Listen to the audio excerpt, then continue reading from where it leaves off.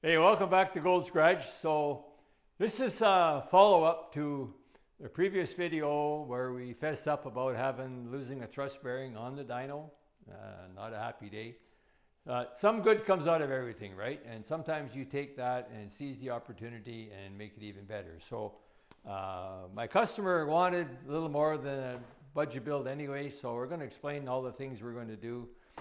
His engine had to come completely apart anyways, and it's at Atchison machine shop right now, and so we're hoping to have it back and block and back in time to have it running, and so we're going to talk about that.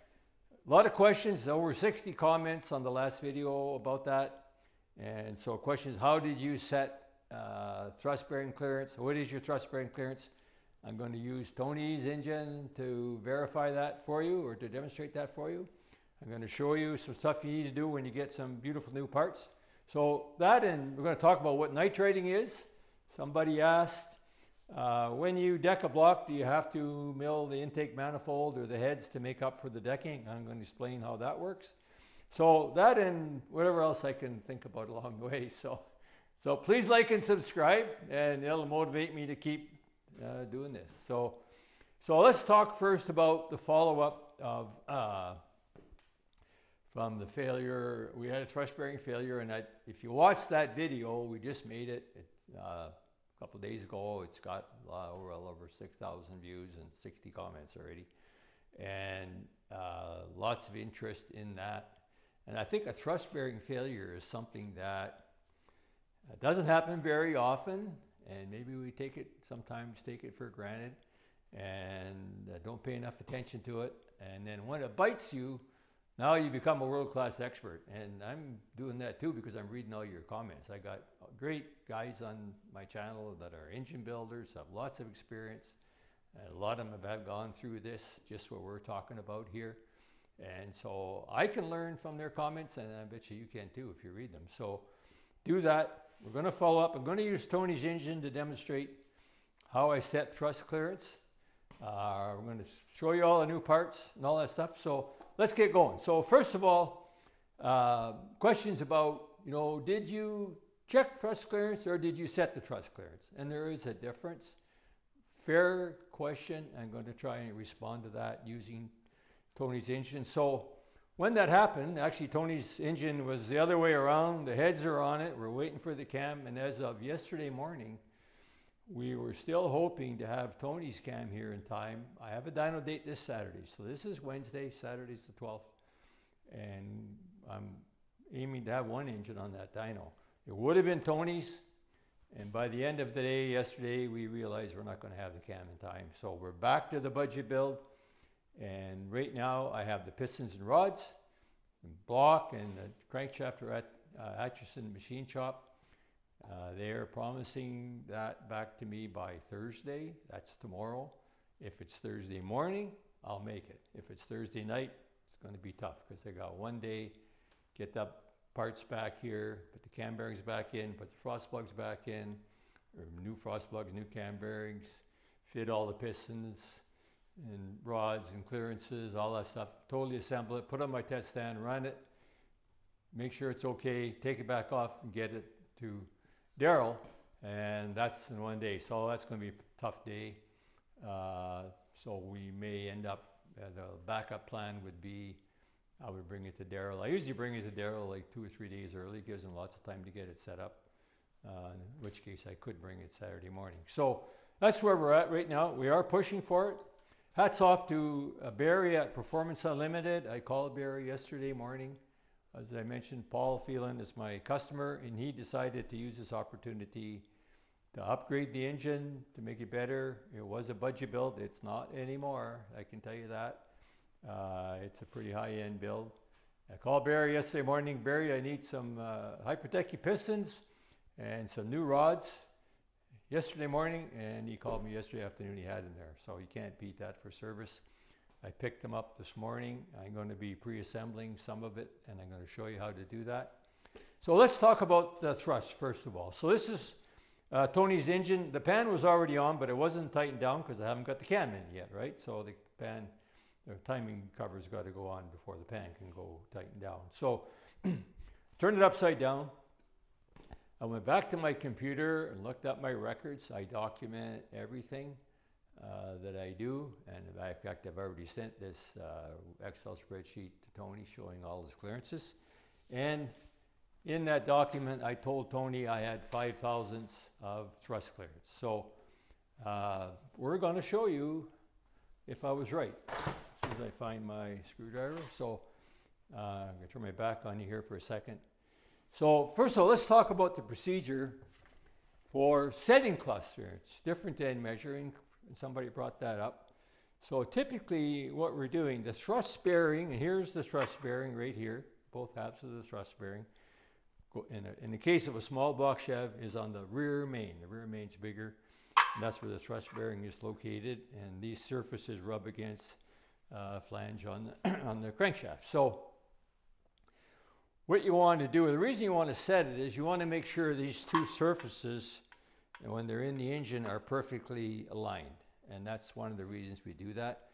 So I'm not going to hit it, Tony. You whack it this way with the rear main not tight, by the way. And you know what? That's the process. It probably shouldn't matter because the rear main shouldn't be stopping it from moving, and it's not. I'll show you. I haven't loosened anything off.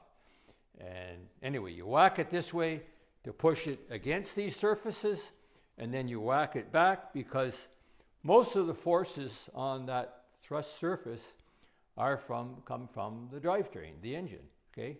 And if it's a manual transmission car, every time you step on the clutch, you're pushing against your flywheel is pushing against the crankshaft, and the crankshaft's pushing against that thrust. So that's why it's important. And just to digress for a bit, back when we were circle track racing here in the APC series, there was a rash of thrust bearing failures. All of them, as far as I know, were in the Fords. And these are crate engines, and John Saunders is one of the guys that was building them. I was actually at a shop one day where they were taking one apart. And most of them were caused by the way the engine was installed in the car. They use a different way of installing. And if you don't measure your clearances where the input shaft of the transmission goes into the crankshaft, and you tighten everything up, you could be pushing on that thrust bearing enormous amount, which will shorten its life. And as I recall, back when that 2000 and when did we start doing that? 2015, I guess it was. Yeah, it was the beginning of the APC series. There was a rash of them. Not Chevrolets, as far as I know, but that's one thing you have to pay attention to. You can destroy your thrust bearing just by the way you install your engine. So anyway, we whack it this way with a good hit with this hammer so it doesn't dent anything. We whack it back, okay, and normally the rear main is not tight. Some people leave all the mains on tight, like just lightly torqued. You can do that. But here I have not touched anything. I just turned it over, took the pan off, and if Elliot can come in here and zero in on the, let's get back to zero. Go back to zero on the thrust bearing. So we're at zero there, and I recorded 5 thou on my chart, and there's 5 thou. Okay, there's back to 10. It's 5 thou. So it's exactly what I had documented. 3 to 11 is the range. As I mentioned in the previous video, I had set the other one that failed at 3, and for some reason, which we still don't totally know, it did fail. But this has got 5. We're not doing anything. We're not changing anything. I just wanted to use it as a demonstration. And that's if we didn't have enough clearance, the bearing comes back out. You clamp it together, put it on a piece of fine sandpaper or emery cloth with some lubricant like WD-40 or penetrating oil or something, and just rub it around and take a couple thousandths off.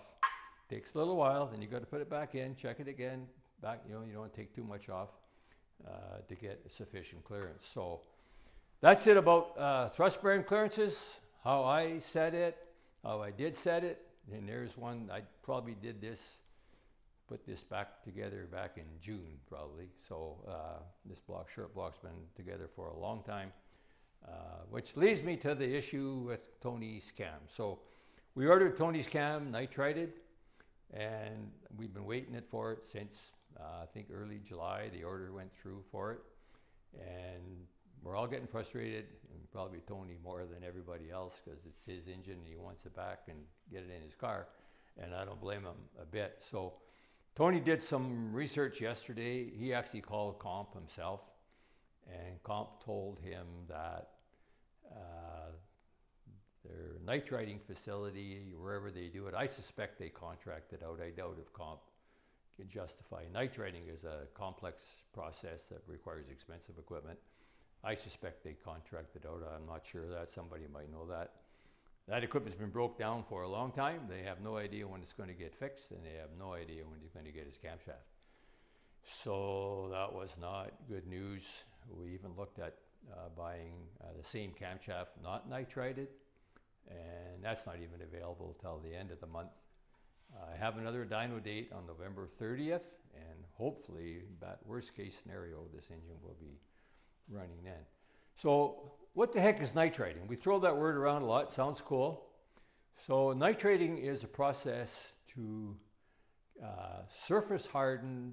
Doesn't have to be a camshaft. Lots of engine parts and gears and bearings, not engine parts, but industrial parts are nitrided.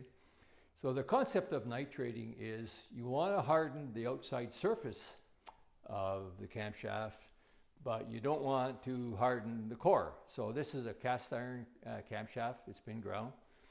So you have to heat, to change the metallurgy of the core, you have to heat it up about 13 or 1400 degrees.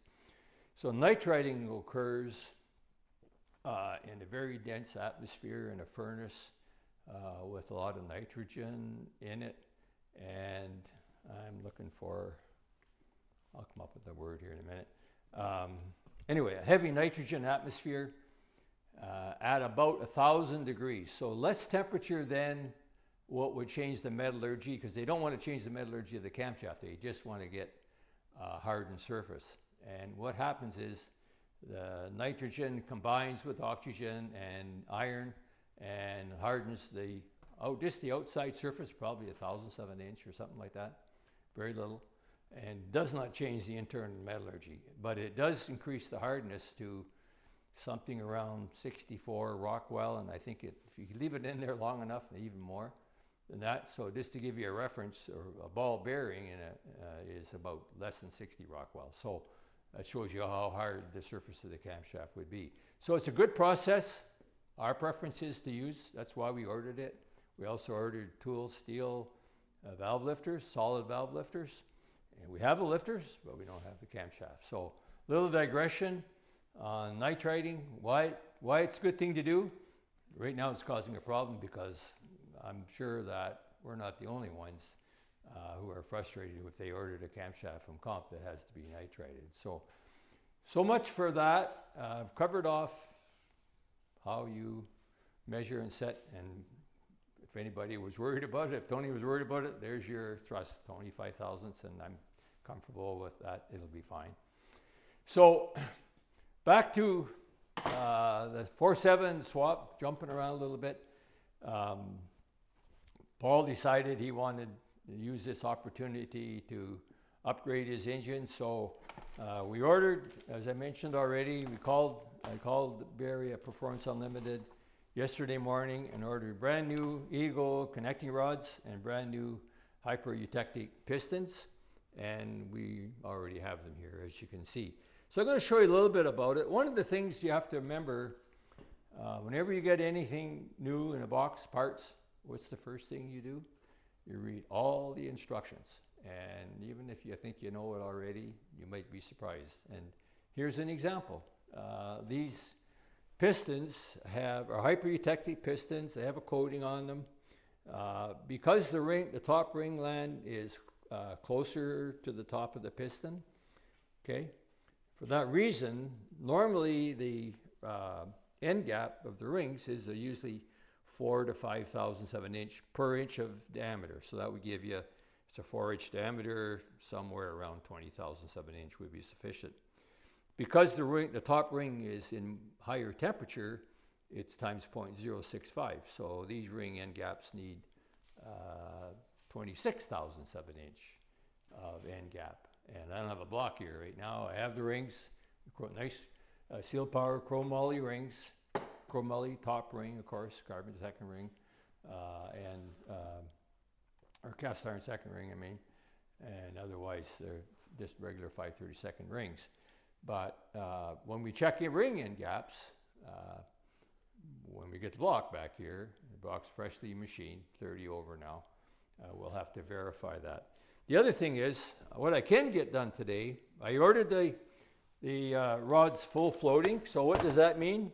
So the top of the rod in most OEMs and the original stock rods, the rod is actually pressed in to the pin, okay, or the pin is pressed into the rod, so it can't move. So all the movement, the rotation is in the piston itself. These are full floating rods, so they have a nice bronze liner in them with an oil hole in the top to oil them, okay, and that gives you another simple friction surface. Well, they're very tight, by the way, but anyway, it allows, when you're rotating, you got another point that can rotate, reduces friction, reduces heat. So the other advantage is you can put them together yourself. So I put one together, and I just a couple of pointers of it. So it's pretty easy to decide. The valve reliefs go to the top, always on the pistons. So that's easy. If they don't have valve reliefs, or if there's 4 valve reliefs, it's usually an arrow or a dot someplace, always goes to the front. And these ones, these piston pins are assembled with circlips. Okay, sometimes they're spiral locks, and if anybody's ever put spiral locks, the last engine I did had 2 spiral locks per side, so 4 per piston. And these are a little easier. If you have a right tool, you can compress them with the right tool. If you ever have to do this, and that makes it a lot easier to put them in. Still not easy to put them in, but it's easier to put them in. So I've assembled one. But I can go ahead, even though I don't have the crank or the block here, I can go ahead and do all that, because here's the rule you have to remember. Every rod has a chamfer on one side and it's flat on the other side. So because this is I've numbered this number 1 piston because number 1 is the front cylinder in the engine, so the chamfer is towards the front, and the chamfer is there because the crankshaft's got a slight radius in it. And if you had a square edge, it would bang into the radius. On this side of it, doesn't have a chamfer because it's just the other rod running on it. So if the piston's on the left bank where you have 1, 3, 5, 7, the chamfer goes to the front. If the piston's on the other bank, if you turn it around, 2, 4, 6, 8, then the chamfer's on the back. And that makes it pretty easy to get it in the right way around. And there is, the center line of the pin is not exactly in the center of the piston. It's offset a little bit to accommodate thrust. But if you follow these rules, you'll have your thrust orientation correct. So that's what's going on. We're going to do today as much as we can without a block, without a crankshaft. And I'll get the pistons and rods assembled and numbered. I can't even put the rings on yet because I don't have a block here to check ring end gaps. So I'll have to wait for that. It's Wednesday. If I have the block early tomorrow morning, no hockey tomorrow, no golf Thursday. We're putting engines together. Right, Alec? I'm golfing. There you go. So if not, we're going to go golfing on Friday, so we'll play hockey tomorrow. So that's what's going on. We're working on that, and we'll keep you in touch. Nolan at Atchinson's been great communicating with me. Let me know what's going on, and as soon as he tells me he's got my parts, I'm going there, and we'll get going. Hope you found some of this interesting. You know, I guess the message is, you know, when things happen, you got to look at it as potentially as an opportunity, and definitely Paul's going to have a different engine than he bought originally, and we're doing a nice upgrade. We'll show you that crankshaft or the block tomorrow. It's going to be very nice. Okay, we always forget something. So I mentioned at the beginning I was going to talk about what happens when you deck the block. That you need to machine, the intake manifold and the heads and all that. Sometimes you do, yes, sometimes you do, and you need to pay attention to that. In this case, what we're doing is, I tried to graphically show this. So this side of the piston is OEM, original equipment manufacturer, the way it came from the factory. And this side of the piston is what we're going to have when we get done. So with the old pistons in the engine, okay, there's the top of the piston, and there's the bottom of the cylinder head. So before, we had about 30 thousandths of deck clearance, which means the distance from the top of the piston to the bottom of the cylinder head was 30 thousandths, okay? And then it had a 15 thousandths stainless steel head gasket from the factory, just like that one right there. That's how these cars came when they were new originally.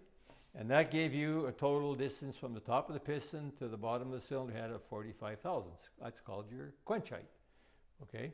And it's also important for head clearance. The recommended minimum clearance from the factory is no less than 40 thousandths of an inch.